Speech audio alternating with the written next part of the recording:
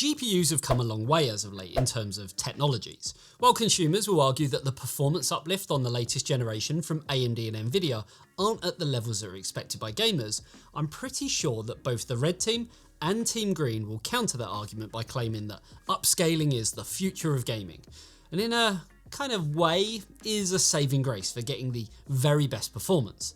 So we thought we'd have a look at those performance uplifts in 9 games across a variety of those technologies to see what kind of increases we're actually able to get.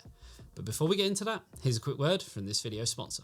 I'm never going to be an esports gamer. I never get any kills. I wouldn't be so sure of that. Is that Andy Raffel from eTeknix.com? Yes, my son. It is me, Andy Raffel from eTeknix.com. What are you doing here? I'm here to bestow upon you a gift that will transform you into a true gamer. With a 24.5-inch Full HD screen, 240Hz refresh rate, 0.5 millisecond response time, AMD FreeSync Premium, and height adjustability, you'll be gaming in the big leagues in no time. Thank you. No problem, my son. Why don't you check out the link in the description below to find out more.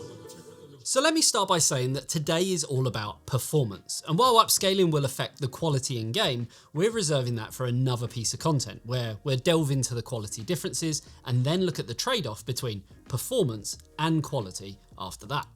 Today, however, we purely want to see what kind of gains you can actually get from enabling upscaling and looking through the various presets from AMD, Intel and Nvidia, because a lot of games now support a variety of upscaling technologies, and some perform better than others.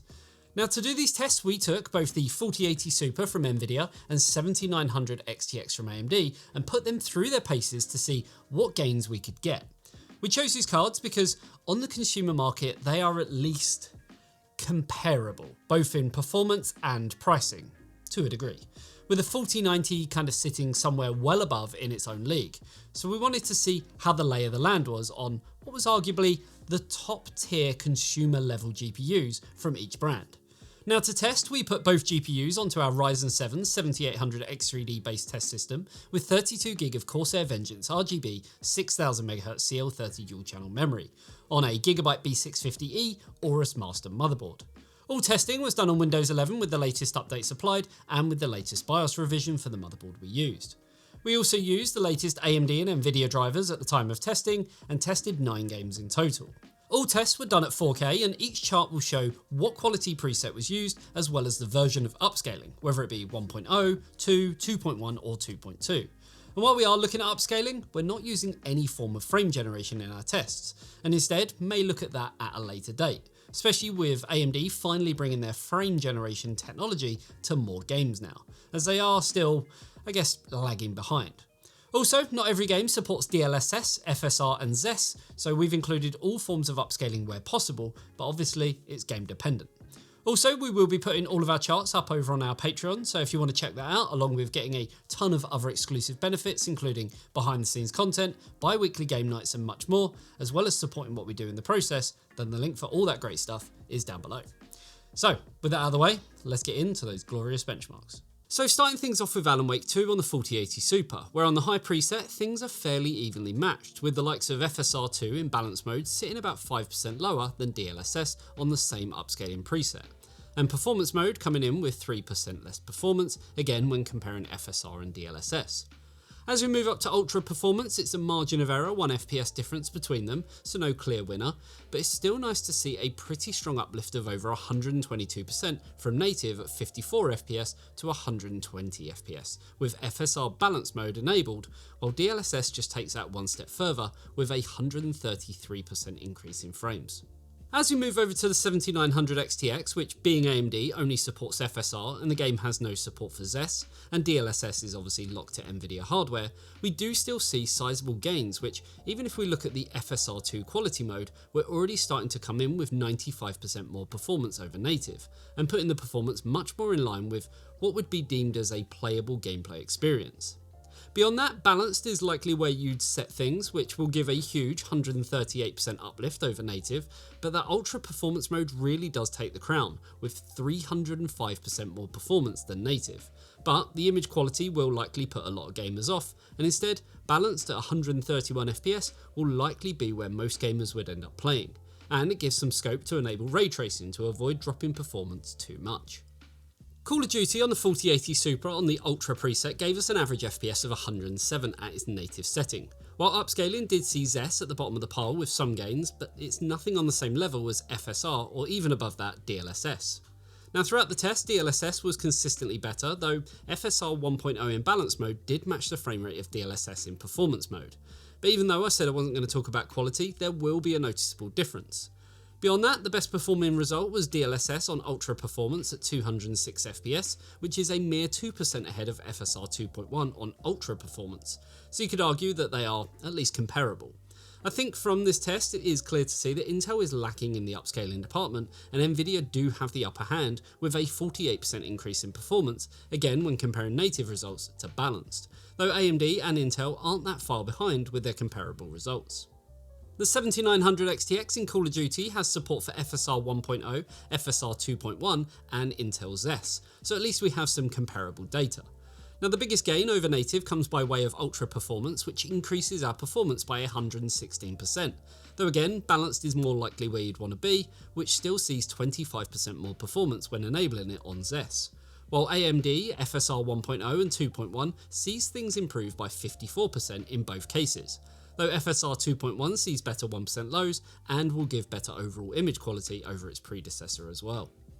In Cyberpunk on the 4080 Super again we see a healthy uplift from native to balance mode of between 47 and 69%, ranging from XeSS giving us the smallest uplift, FSR next and DLSS again being the superior of the three. As we look at how the various presets scale, again Nvidia are consistently the better performing, with 9% more performance from XeSS on quality to DLSS on quality, and a larger 13% more performance when comparing XeSS on performance mode to DLSS on performance mode. Again, AMD sit between them in every preset, but DLSS has a small trick up its sleeve by the way of the Ultra Performance preset, which gives a whopping 124% uplift over native, but again will suffer in the quality department. The 7900 XTX at native is teetering on that 60 FPS threshold that most gamers crave, and the 1% lows may see that affecting gameplay in more intensive areas. Thankfully, upscaling gets around those issues and FSR comes out the better performing, like in balance mode where it sees a 60% improvement in performance, which also puts it 13% ahead of Intel's equivalent upscaling technology at the same level. You can get even more performance by moving up to the performance or even the ultra performance presets, but whether you're willing to compromise quality for performance is down to the individual, and we'd always recommend balance for the best of both worlds.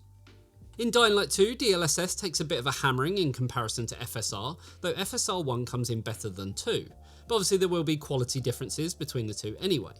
Regardless, we do still see between a 48 and 114% increase in performance going from native to balance mode, and the best uplift in performance comes by way of FSR 1 set to performance, where the uplift is above 154%. FSR 2 and DLSS are closer matched across the board, and as we know, DLSS typically gives better visuals, but today is all about the performance gains and not the trade-off when it comes to overall image quality.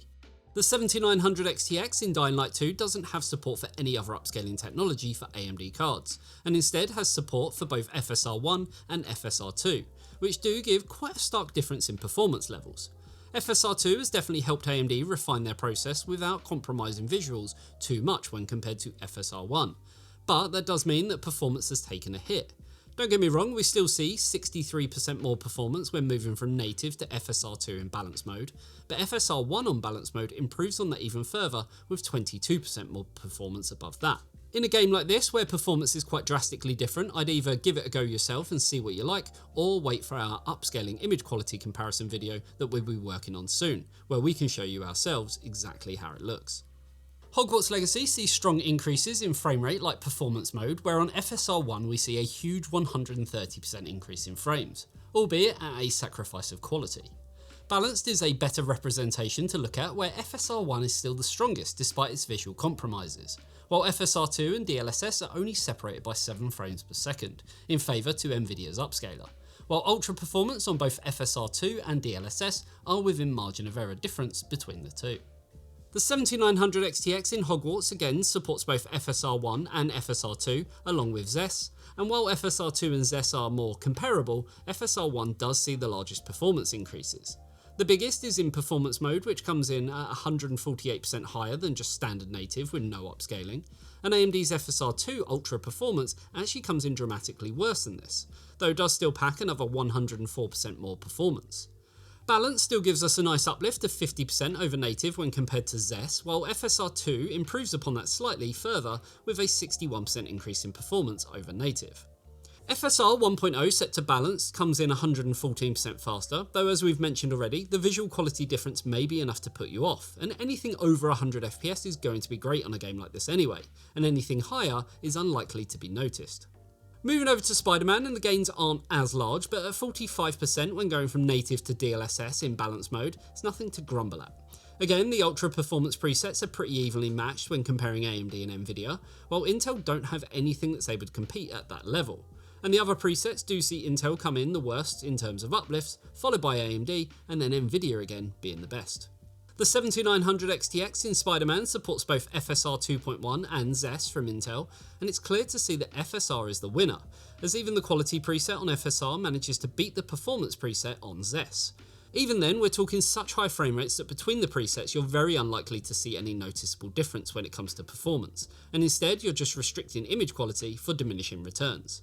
In this title, I'd probably only look to use upscaling if you're cranking ray tracing up on a card like this, and you want to increase the performance after the drop that you see from having RT enabled. In Ratchet and Clank, Nvidia, like we've seen time and time again, suffers pretty badly in the 1% lows, and upscaling doesn't really do anything to help that, but do consistently come out the better performing across all presets, with AMD just below that, and Intel lacking just a little bit behind, though not by a huge margin. We do still see increases across the board, like with DLSS upscaling set to balance mode, which gives us an uplift of 47%, while AMD sees a 41% uplift, so not really much in it. The biggest gains again come by way of the Ultra Performance preset, which not all games support, but this puts both AMD and Nvidia evenly matched, while Intel tops out on the Performance preset and have nothing to compete with, though again, visuals will take quite a large hit even at 4K. The 7900 XTX again shows that FSR is the superior of the technologies available on this card when compared to what Intel have to offer, as FSR 2.2 set to quality still manages to keep visual quality at a good level and doesn't fall that far behind Intel's XeSS Performance preset, which sits 5 frames per second ahead. Even on the very high preset, native is going to give strong performance, and while that can be increased by 48% if moving to FSR 2.2 in balance mode, it's likely just not worth it, because the game won't benefit much from such high frame rates. Again, if you're enabling ray tracing and seeing severe drops, then it's a different story, but for rasterization on this card, it just doesn't seem worth it. In Remnant II, the performance uplifts from AMD and Intel are much closer matched, with Intel on occasion, like with quality mode, beating AMD, though we are only talking a margin of error difference. Beyond that, AMD does manage to eke out a few more frames, though Nvidia sit quite a bit higher, such as on balance mode where Team Green come in 10% faster. We also see an almost 100% increase in frames when going from native at 61 FPS to balanced at 121 FPS, which is nothing to turn your nose at because you're, as the name suggests, getting a balance of performance without sacrificing visuals too much. The 7900 XTX again proves that AMD's technology is the superior of the two available to it. For instance, FSR 2 set to balance mode is only 7 FPS behind Intel's performance mode, so not much in it, but the image quality will more than make up for it. I'd probably say that quality is where you want to be on this game, as it is a good looking game, and the extra performance that balance would give you, again, feels like diminishing returns.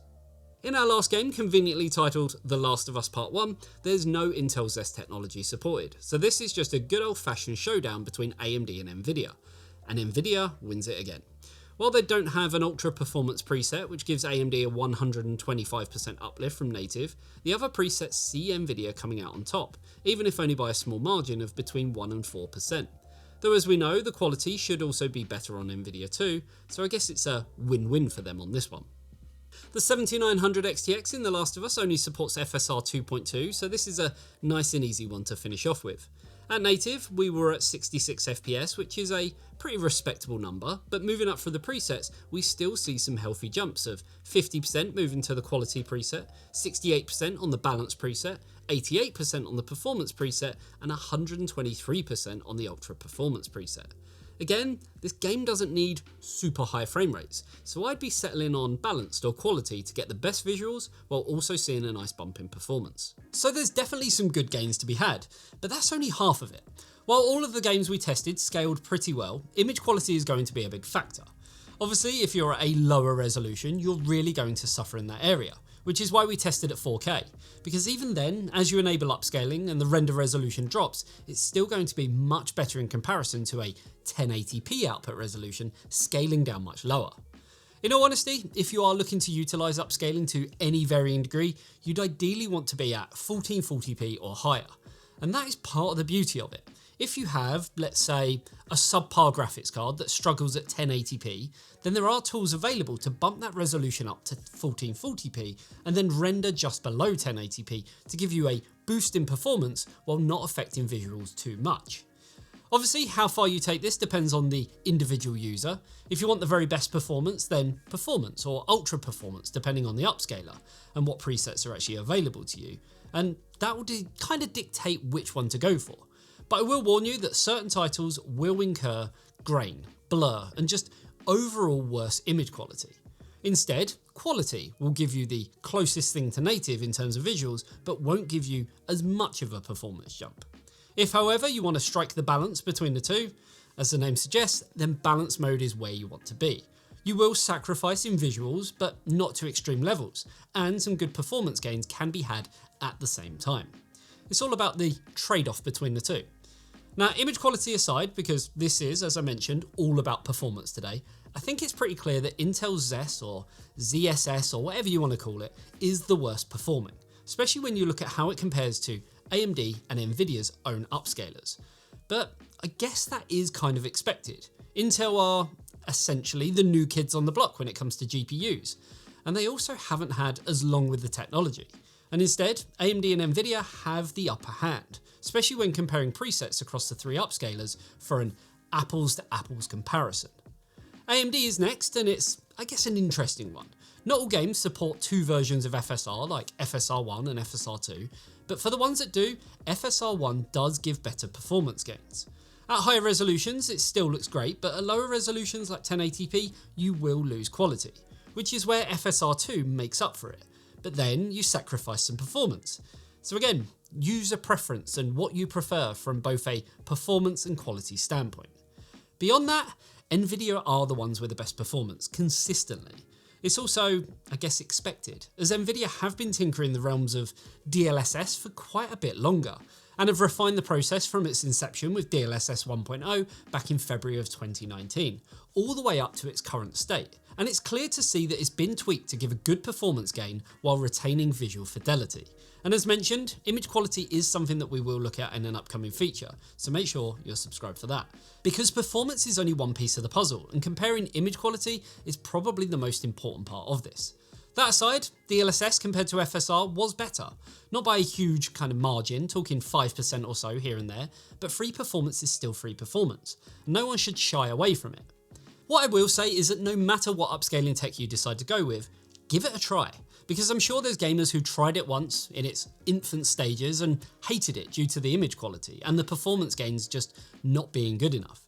But that has all changed recently. And as I said, the best word I can use is refined.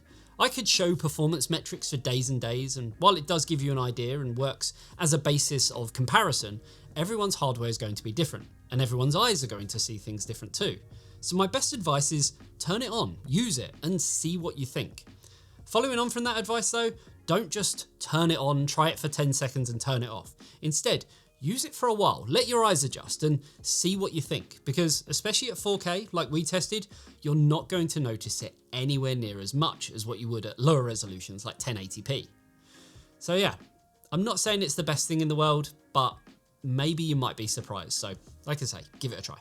To wrap things up, upscaling has come a long way, and while they are all heading in the right direction, the cold hard facts is that Nvidia with DLSS, at least in terms of performance, generally is the better tech to use. Though if you have an AMD GPU, you're out of luck, as unlike AMD and Intel, DLSS is locked to Nvidia hardware only. So while they do have the upper hand there, AMD and Intel are much more open and can be utilised on all brands of GPU. And to some, but not all, That's a very, very important selling point when considering what graphics card to buy next. So that's going to do it for this one. Let me know in the comments section below, what GPU are you using right now? And are you utilising upscaling? And if so, what resolution, what upscaler, and what preset? And how has it actually affected your gameplay, if at all? I'd really be interested to hear kind of what the general consensus is. Hopefully you enjoyed the video. If you did, a like and a sub to the channel would be amazing. Also, if you love what we do, then you can help support us over on Patreon. You'll get access to all of our testing data, exclusive behind the scenes content, bi-weekly game nights, a super special secret area on our Discord, and much, much more. The link for all that great stuff is down below. Thanks for tuning in. I'll see you in the next one. See you later, guys. Bye-bye.